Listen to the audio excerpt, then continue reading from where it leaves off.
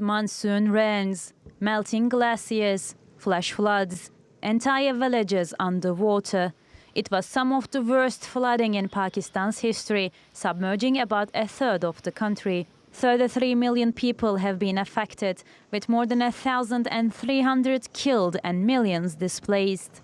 The Pakistani people are facing a monsoon on steroids, the relentless impact of epochal levels of rain and flooding. The climate catastrophe has killed more than 1,000 people, with many more injured. Millions are homeless, schools and health facilities have been destroyed, livelihoods are shattered, critical infrastructure wiped out, and people's hopes and dreams have washed away. But as the flood waters start to recede, the real impact of the disaster is emerging. The destruction is obvious, and you know the numbers and the details. So far, we estimate about 16 million children are impacted.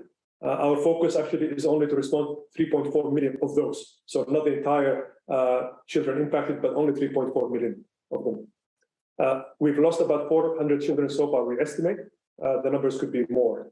Experts fear outbreaks of waterborne diseases such as cholera, typhoid and gastroenteritis. Malaria, polio and COVID-19 are likely to flare up in camps.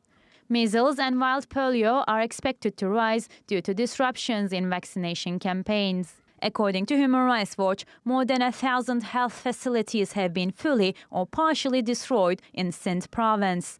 A further 198 were damaged in Balochistan. Relief Web says more than 18,000 schools were damaged or destroyed. Sindh province is worst affected. Schools and universities that have not been destroyed are being used to house flood victims. Millions of hectares of crops have been damaged and herds of livestock drowned in the floods. About 80% of ready-to-harvest tomato, onion, chili crops and two-thirds of the rice crop in the worst affected areas are gone. Vegetable prices have increased fivefold. As Pakistanis consider how they will rebuild their lives, officials must begin the daunting task of rebuilding the country.